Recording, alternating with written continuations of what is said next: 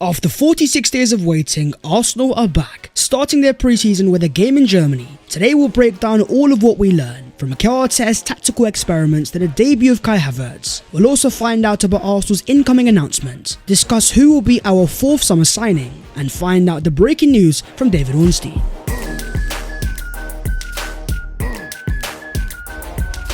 Yo, what is going on guys? My name is Babs14, welcome back to your boy's channel. I hope you guys are doing sensational. It has been a while, but your boy is filming on his birthday, so as per, smash a like on the video if you enjoy, subscribe to the channel if you are new, and help your boy on his road to 200,000 subscribers. But starting off with the Arsenal return. The 2023-24 season is officially underway. Mikel Arteta's men in Germany. In their first game of pre-season, they drew 1-1 with FC Nurnberg. The star of the show, the Arsenal star boy, Bukayo Saka, was at it once again. A fantastic goal cutting inside, smashing it into the bottom left corner. In 45 minutes, it was a 7.8 rating. 1 goal scored, 2 shots on target, 3 successful dribbles, 20 accurate passes, and 4 ground duels won. We are seeing the evolution of Bukayo Saka. Look at all of his recent goals. The goal against Wolves on the final day of the season, the banger for England against North Macedonia. They all have one thing in common: elite ball striking. Bukayo Saka is becoming inevitable. Every time he cuts inside, there's a very good chance that he's going to score. On that right wing alongside Ben White, the link up was fantastic. These two guys have built a natural chemistry. Ben White knows exactly when to overlap. In terms of the Arsenal lineup, 2 things stood out straight away. First, you have the back four of Ben White, Saliba, Gabriel and Jakub Kiwior. Mikel Arteta is starting 4 centre-backs. The reason behind this is obvious. Mikel Arteta is building a defence full of fantastic 1v1 defenders, allowing us to commit more men going forwards. The role of Jakub Kiwior was very interesting. As you can see here, he was inverting alongside Thomas Partey. The 3-2 build-up is a go-to for Mikel Arteta. He always wants to invert on the left-hand side. To be fair, Kiwior did thrive, completing 36 out of 39 passes. Arsenal are becoming even more unpredictable, and with the imminent signing of Jurriën Timber, we will be able to invert on the right hand side as well. Then you have the left sided number 8. Starting there was Leandro Trossard. Not the first time that Mikel Arteta has done this. Go back to the game last year against Southampton. Trossard came on in the same position. Following the departure of Granit Xhaka, Mikel Arteta is evolving the left hand side once again. Mikel Arteta now wants to have 2 attack-minded midfielders. This game it was Fabio Vieira and Leandro Trossard. And then you had the arrival of Kai Havertz. On he came in the second half for the first time in the Arsenal red and white. It wasn't really a standout performance. A 6.5 overall rating in 45 minutes, 26 touches, 16 accurate passes, and 1 ground duel won. It's very important that we don't judge too soon. This is a brand new role for Kai Havertz, in a new team that he has to get used to, without the first choice options of Gabriel Martinelli and Alexander Zinchenko. But as Mikel Arteta says, he is not a replacement for Xhaka. He is not going to be a like for like, because everybody's going to be very different to what Granit gave us. It will be very difficult, but Kai has tremendous qualities for our way of playing.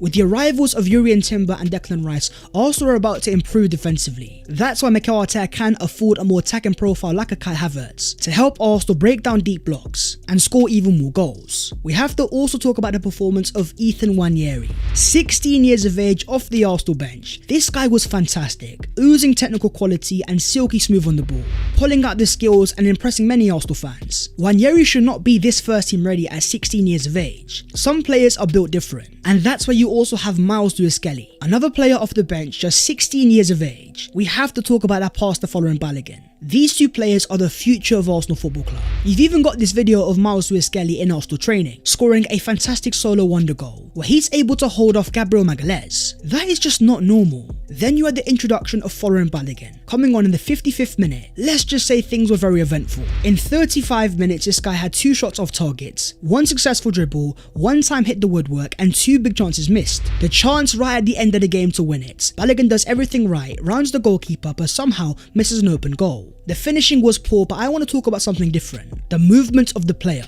Balogun's got a fantastic timing of run, knowing exactly how to peel off defenders. Last year in Liga, he was the highest player in the entire league, in terms of XG at 26. That is down to his fantastic movement. It will always get him into goal-scoring positions. It's something that Man City have in Erling Haaland, the constant movement in behind. After the game when Mikel Arteta was asked on whether he would like to see Balogun in the squad for the coming season, he says yeah, he's staying with us at the moment, and we will see what happens. Next up for Arsenal is a tour of the USA. Games against the MLS All-Stars, Manchester United and Barcelona. Then a game in the Emirates Cup against AS Monaco, and a Community Shield showdown against Man City at Wembley.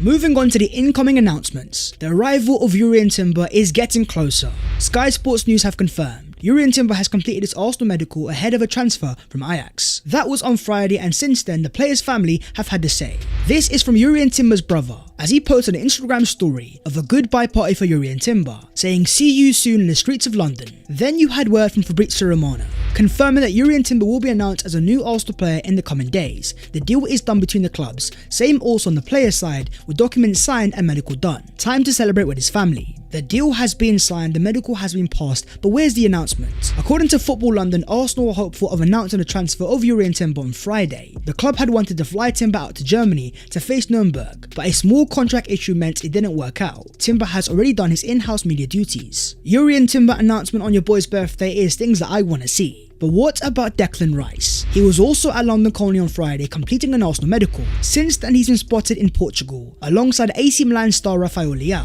also alongside the likes of Bruno Fernandes. Training in Portugal, reports have claimed that he's now back in London. According to Sky Sports News, as far as West Ham understand, Declan Rice has passed his Arsenal medical. The delay in finalising is due to paperwork. And that's not gone down well at West Ham. Sky Sports News confirmed that West Ham are becoming increasingly frustrated about the delay with the deal to sell Declan Rice to Arsenal. The hold-up is being caused by delays with paperwork being drawn up by the Arsenal lawyers. Rice has passed his Arsenal medical. Should Arsenal fans be concerned? Is there something wrong? David Ornstein has calmed the nerves, saying his understanding is pretty much everything is done and dusted, and for Arsenal fans there's nothing to be concerned about. A Rice announcement is around the corner. Even according to the ex-West Ham United employee, there is no change in the Declan Rice situation. He's expected to release a goodbye video to West Ham and be officially announced either on Friday or Saturday by Arsenal before joining up with the squad for the tour of the USA. Massive transfers like this always take a little bit more time. There are so many details to sort out, but Mikel Arteta wants the player available for the tour of the USA. And Sky Sports News have confirmed West Ham have been assured the paperwork for the transfer of Declan Rice to Arsenal will be finalised tomorrow. Who is going to get announced first, Jurrien Timber or Declan Rice? Mikel Arteta wants more though. On the transfer window he says, there are still a lot of things to do.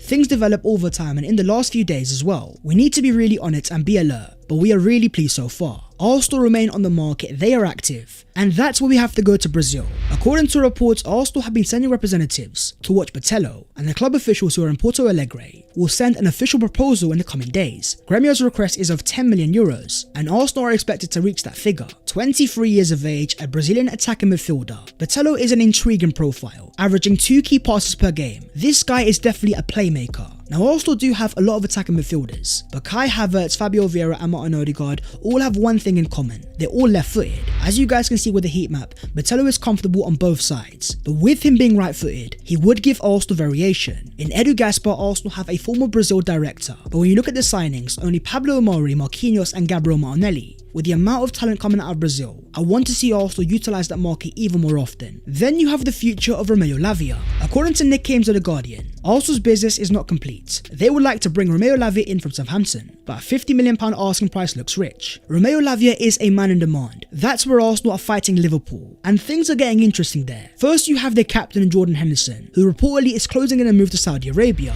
and now you have reports from David Ornstein that Al Ittihad are set to make a concrete bid to sign Fabinho for £40 million. With 2 potential midfield departures, Liverpool would have the finances as well as the space. Arsenal though are waiting for the future of Thomas Partey, also linked with a move to Saudi Arabia. According to James Bench, despite Thomas Partey's preference to join Juventus, if he were to move, Al Ahly are working to convince him to make a change to Saudi Arabia. Al Khalija are interested too. If Thomas Partey is allowed to leave, I don't think Romeo Lavia is enough. In terms of quality and in terms of experience, Arsenal will need a more established player, and that's where you might have Real Madrid's Aurelien Tchouameni. According to reports in Spain, Manchester United and Arsenal could be set to battle it out to sign Real Madrid star Aurelien Tchouameni. In the case of Tchouameni, there are 2 very important factors. First, you have Real Madrid's pursuit of Kylian Mbappe. That would be a record-breaking transfer. Having already signed Jude Bellingham for 106 million euros, it will take an almighty amount of finances. Then you have the factor of financial fair play. According to a Sam Wallace exclusive, in terms of Real Madrid finances, 122 million euros cost, unexplained in latest results. UEFA's FFP regulations are being tested by new financing arrangements. If Real Madrid need the money, Tchouameni's got a contract until 2028. They will be able to demand a massive amount of money. For Arsenal, it may become a market opportunity. But then you have Brighton's Moses Caicedo. As it stands, Chelsea are the team pushing. Mauricio Pochettino wants him. The player is also pushing. It's a daily negotiation. The issue here is the finances. As reports confirm, Brighton are holding up for an asking price of £100 million for Moses Caicedo and will reject any offer by Chelsea Chelsea below it. Declan Rice's £105 million move from West Ham to Arsenal has set a precedent. This is where things are a bit confusing. Reports had previously confirmed that Caicedo has a gentleman's agreement with Brighton that he would be allowed to leave this summer for a reported price of £80 million.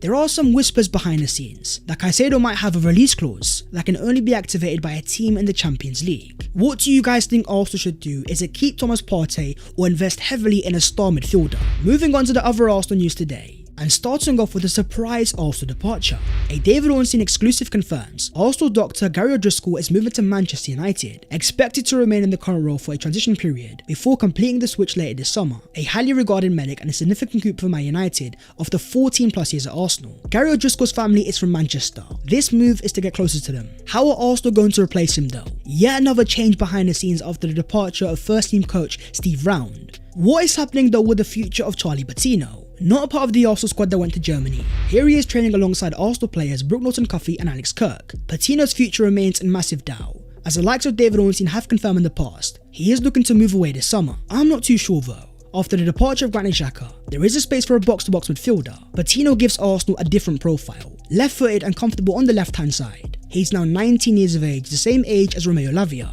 Physically, he's far more developed. The quality has always been there. Is he willing to fight for a place in the first team? Arsenal's number 10 Emil Smith Rowe has also been celebrating after helping England win the Under-21 Euros final. The scenes after the game were beautiful. ESR celebrating with a massive smile on his face. He is now a European champion for his country. 3 goal contributions in 6 appearances. This tournament is exactly what ESR needed. A chance to regain confidence, play football with a smile again. According to Kaya Kayanak, Emil Smith Rowe is set to join up with the Arsenal squad for the pre-season tour of the USA. The Hill Ender only arrived back from the Under-21 Euros on Sunday, but is keen to build on his excellent performances with England and impress Mikel Arteta. Arsenal have a very competitive team, especially in attacking midfield. That's why ESR wants to play straight away and capitalise on his momentum. And then we've got some breaking news from David Ornstein. An exclusive confirms Besiktas have submitted an offer to sign Rob Holding from Arsenal. Proposal for the centre-back worth €2.5 million, far below what Arsenal might consider to sell, and will be rejected. The 27-year-old has 1 year left on his contract, plus a club option to extend by 12 months. This was not a surprise. Holding has been linked to a move to Turkey in the past. He might not be a well-beater, but he's a Premier League proven player in the peak of his powers, and for €2.5 million, it's only right that Arsenal demand a lot more. That is the video there and there, so hopefully you guys have enjoyed. If you have, don't forget to smash a like and also subscribe to the channel if you are new. If you want to follow your boy on all of his social medias, then the links are down below in the description. But that was the latest episode of the Transfers FC, a Declan Rice or Jurrien Timber announcement on your boy's birthday. Arsenal, you know what to do. Anyways, I'll see you next time, take care and in a bit.